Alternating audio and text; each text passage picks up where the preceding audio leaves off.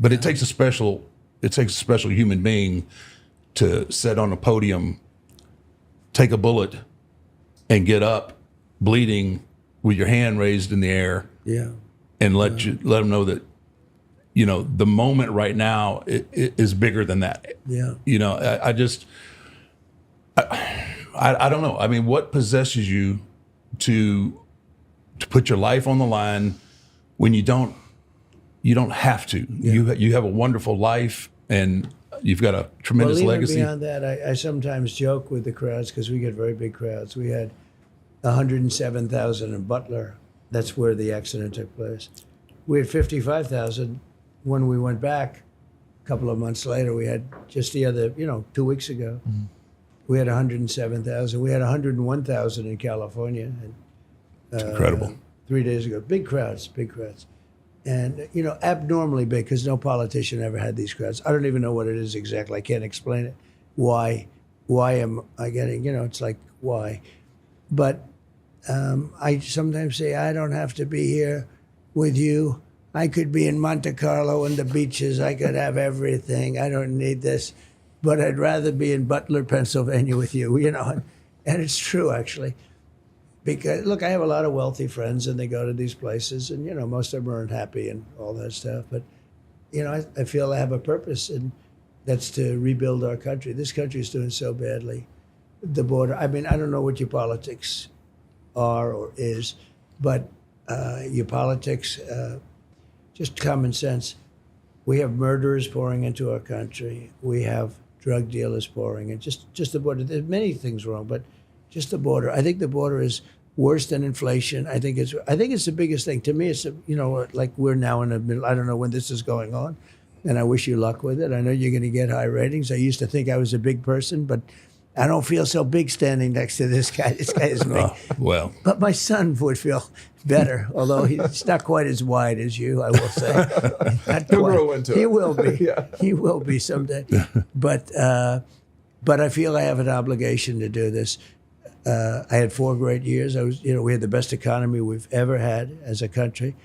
We had the strongest borders we've ever had in recorded history. I guess they might have been very strong 1,000 years ago or something.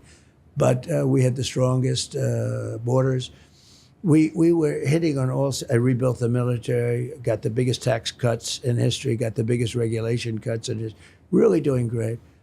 And then we had a crazy election where I did much better than the first time. And if I didn't have that, I probably wouldn't have done this, because it showed that there's a lot of love out there. Got hit with COVID, the whole thing, the whole world got hit with COVID, which is the China virus to be exact, but and got hit hard. There's never been anything like it. Who would have ever thought the word pandemic? I heard the word, but you never thought it was like a modern day. You figure nowadays you take a shot and you're fine, right? It goes, everyone is fine. But we had it's an ancient form of a disease. In 2017, it killed 100 million people. And we could have lost 100 million people too pretty easily. We lost many millions of people all over the world. So I got hit with that. We had a crazy election, which was, I won't get into it because I don't want to get you in any controversy, because you like no controversy. That election was so There's not too many people. We're here. There's not too many people trying to argue with this guy. No, that election, that's good. Nobody's going to say, hey, let's take it outside, right? No, but so I got more votes than any sitting president in the history of the country by millions, right? And they say we didn't win. It was a very, but it was a COVID thing. Look, you couldn't get security. Nobody wanted to go outside. Big guys like you would say, I'm not going to be secure. You couldn't get anybody. It was like people didn't want to die. Right. It was it was right in the middle of that.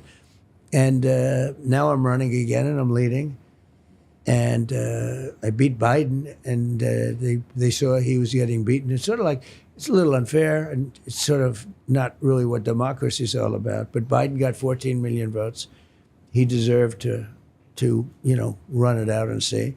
And they took it away. They actually took away his presidency, if you think about it. It was they call it a coup, but they actually took away his presidency, and they gave it to this one. And this one is worse than him. And we're leading now, but we have to see if we can do it. We got to do it. With him, I was leading by a lot. It was sort of over, and they went to him and they said, "You're not going to win." And we're going to replace you. Think of that. I mean, that's That's a coup. no, they took it away. Okay, now think of me. I spent $150 million. We're raging. We're doing great. We're against Biden. We have the debate. It was a good debate. He goes down, and now I have to fight somebody else. That's like you going into the ring, and you're beating the hell out of somebody, and they call up and they say, get that guy out of the ring or put somebody else in for a while. Right, yeah. Right? No, You got to fight two guys instead of one. it's a good analogy. So anyway, so we have a second one that we started. Well, no, but the whole focus was on this one man because it's a one man. It's one thing. And then the debate was like a big deal, and that's over. And you think you have it won, and all of a sudden they replace.